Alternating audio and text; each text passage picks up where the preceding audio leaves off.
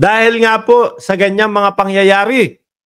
At ngayon po, naaalarma na po sila. No? Kasi ipit na po eh. Eh syempre, magtuto the rescue ang dating Pangulong Duterte dyan, mga kababayan. Biruin mo ha. Sumabay ng press conference ang dating Pangulong Rodrigo Duterte sa press conference, no? Oh, sumabay ng press conference doon sa hearing sa Congress ng good government. Ito po, medyo magtatakip. At syempre, itatry niya, no, na pagmukain pong masama ang gobyerno ng Pilipinas. Itatry niya na paniwalain po ang mamamayang Pilipino na mali ang ginagawa ng Congress. At tama po sila. Yan ang inihingi po ninyo.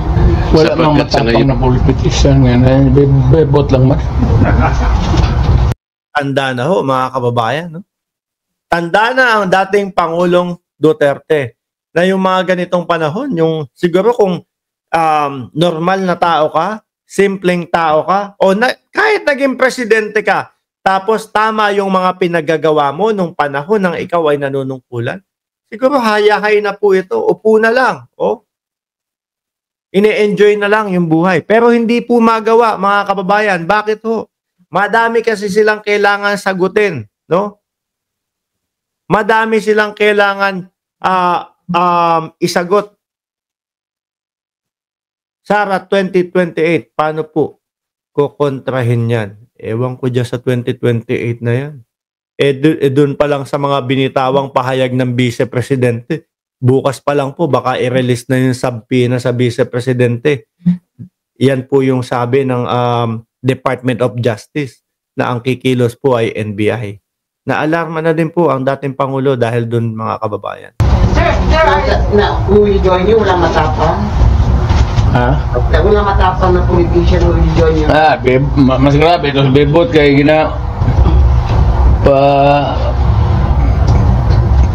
nung military pa, nung tambok-tambok, nagtupak-tupak na ng hanggang nagkaroon ng breakage, fractured governance.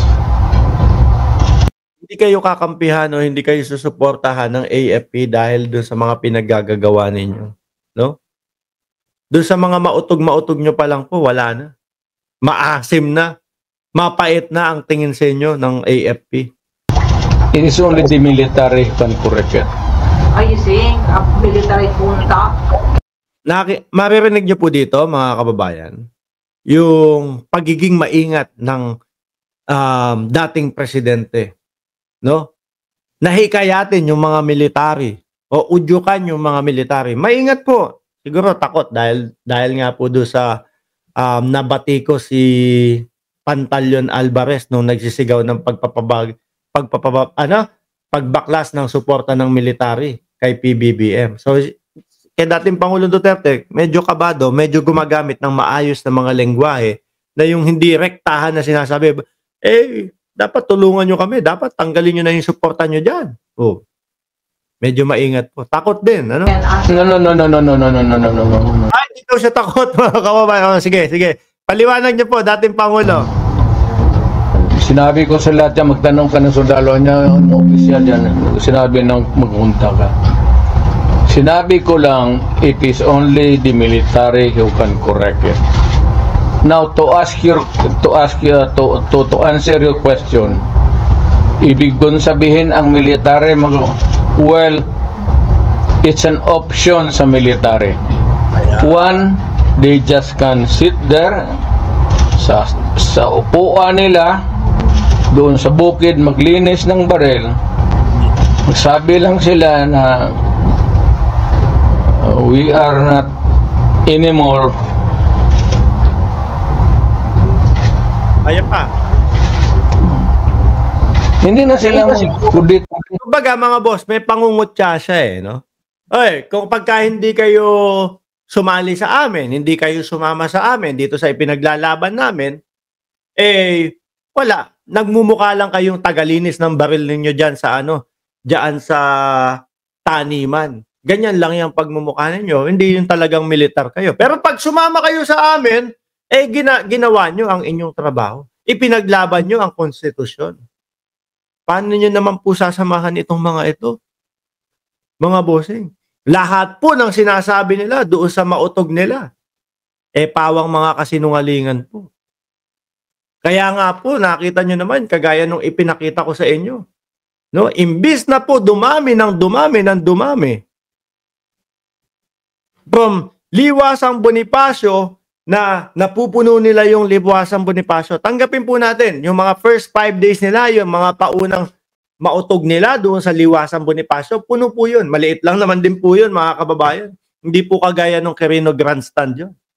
No? Napupuno po nila hanggang dumating ho sa punto na uugod-ugod na po ang dating Pangulong Duterte na hanggang ngayon sila sa, mautog ka ba? Mautog ka ba? Ihisog ka ba? Isog ka ba? Kahit na po magaganon na ang dating Pangulong Duterte, wala. Mas malakas pa din ako na mag-imbita kay Pangulong Duterte. Bakit to? Yung sabi niya, isog ka ba? Isog ka pa. 17 lang ang pumunta Kagaya po ng pinakita natin dito, hindi pa ako nag-iimbita ng mga DDS dyan. Pero maniwala ho kayo, yang nandyan sa ilalim ng comment section, lagpas 17 yan. Sino mas malakas sa amin ni dating Pangulong Duterte mag-imbita? Di ba? Mas madaming nanonood dito sa channel natin, mga kababayan, na mga DDS. Di ba? Na dapat yung sinasabi ng dating Pangulo, pumunta ka dun sa rally. Wala. Mga tamad din no. Kaya 17 ang numero nila doon. Tayo magpunta yung tangki digira na. Ano yan? Sabihin lang nila na ayaw na namin yung laro ninyo. Out kami dyan. Ayan, tinuturuan ng AFP. Kumbaga, ayaw na namin yung laro ninyo. Out kami dyan. Babaklas na kami ng suporta sa administrasyon. Di ba? Ayan, tinuturuan. Pero hindi nga daw pinapabaklas. At choice daw ng AFP yun. Kasi kung walang military, yung laro nila, wala na.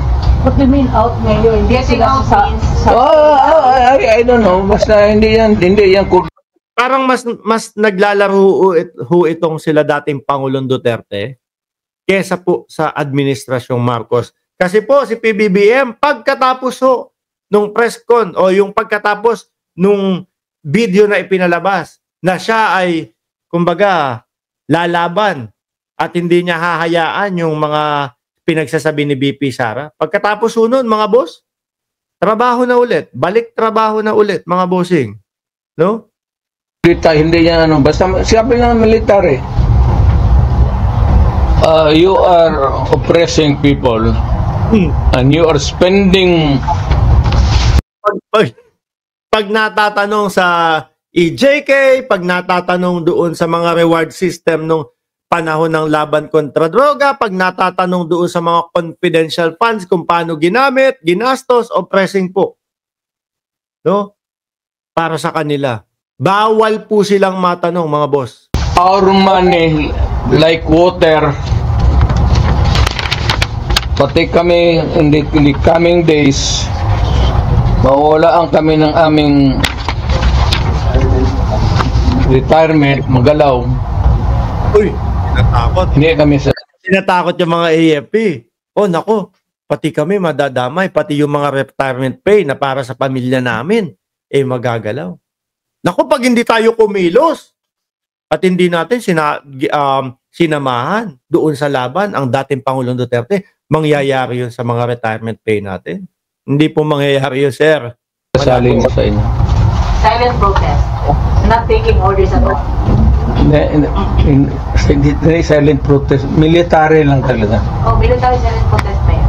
Will not take orders from the Malabong mahikayat nitong mga ito, mga kababayan. chief. Ano? They will not take orders from the commander-in-chief. That's it. Hindi, sabihin na nga niya. Sir, wag mo kaming isali. Pati kami, ang maasawa ko nagtrabaho sa gobyerno, nakataya. Tingnan mo naman yung pera. Kinuha ninyo sa GSIS. Phil here. Kailangan yan, may ebidensya yan. Dating Pangulong Duterte, hindi na naman yung kagaya. Meron tayong Pangulong bumabatak. Asa ebidensya po, Tay? Wala. Nasabi ko lang po yun. Oh. 89 na. Ito ng sample survey. Pinagbili nila. Saan itong pera? 25 tons. May hawak po siya, mga kababayan, na papel na may mga nakasulat po. Parang yung pag pinangsulat po, pentel pen pa po para mabasa ng dating Pangulong Duterte. Ganyan na ganyan din ho, mga bossing. No? Ganyan na ganyan din ho, mga kababayan, yung listahan ng dating Pangulong Duterte. Na listahan daw po nung mga bumabatak at mga big time na mga tagatulak po ng pinagbabawal na gamot nung panahon niya. Yung pala, hindi naman pala na investigahan, hindi naman pala nasuri ng maigi yung mga tao na yun. Si Jed Mabilog ho, yung mayor, mga boss, di ba? Ikinwento ho, sinabi kung ano talaga ang dahilan kung bakit siya ang pakay. Dahil pinsan niya nga daw po, si Senator Franklin Drilon at si si Mar Rojas din, gusto umakyat, mag-escalate o maging hagdanan si Jed Mabilog. Na pagmukain na nagtutulak na politician at dahil nga magpinsan si Drilon at si Mabilog, connect nga naman. Kasi po, bakit? Bumabatikos sa dating Pangulong Duterte, lalo na si Drilon. No? Kaya ganun yung gusto daw po na mangyari. Buti na lang po, ayun, lumipad pa ibang bansa. Kung hindi ho siguro lumipad pa ibang bansa yun, malamang tsugi din po yun, mga boss. Of gold reserves natin sold amounting to 129 billion.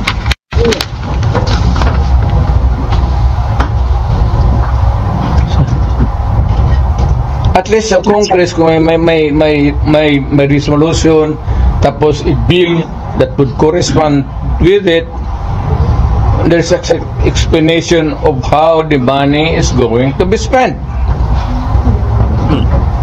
Ganun po yung tinatanong. Anyway, mga kababayan, biruin niyo po. Ito pong press conference ng dating Pangulong Duterte, kung hindi ko nagkakamali, mga alas 11 ng gabi po, mga kababayan. Mga alas 11 ng gabi ho, ginanap. Yung mga matatanda, yung mga normal na matatanda ho. No? Yung mga may peace of mind, ganyang oras ho, tulog na yan. O baka yung iba, medyo kapag may bisyo si Lolo, baga nagwawine or medyo nakikipagtoma-tomaan na sa mga apo, di ba? Mga ganyan. Simplihan lang po, hindi yung sumasagad talaga. Pero, ang dating Pangulong Duterte, ito, sumasagot pa din po, sumasalag pa din po. Stress ang mga Duterte ngayon, mga kababayan. Pero ito, paano ito ngayon? Sila na nakaalam nito. Yung Maharlika, sila na nakaalam nito. So, galing, ano yan? Sino? Galing kay Maharlika yan? Diyos ko. Maharlikang tao po ba yun? Tinutukoy nyo o Maharlikang ano? Walang participation ng people dyan pati ito. So, ganitong 25 tons. Bigyan nyo, ganito na lang po, dating Pangulo. Papatulan po namin yung mga bintang nyo. Basta po meron kayong sapat na ebidensya. Uukulan po namin ng pansin yan. Pero kapag kayong ganito, salitaan na naman po, boss. No? Pag kayong ganito, kwentuhan na naman po at wala namang sapat na ebidensya, bumili na po tayo ng gin bilog. Samahan na po natin ng piatos. At bumili na din po tayo ng sisig doon sa Mary Grace. Yan. Magkakaayos po tayo. Pero kung wala, kung yung may papel na naman, kagaya nung dati, nung mga kababayan, nung ginawa nung dati, panis na po yan No? hindi na po maloloko ang taong bayan. Sabi nga ni Moises, mangibat, sir, kumita na yung style ninyo. Hindi nyo na maloloko ang taong bayan. Nakita nyo po, narinig nyo po, dating Pangulong Duterte, mahirap na po na suportahan po kayong muli. No? Sa mga nakita po namin na mga hindi nyo maipaliwanag, yung mga kwentong chichirya daw po, sabi ni Gemma Progreso, hirap po namin kayong suportahan ulit. Sagutin nyo na lang po lahat ng mga itinatanong, no?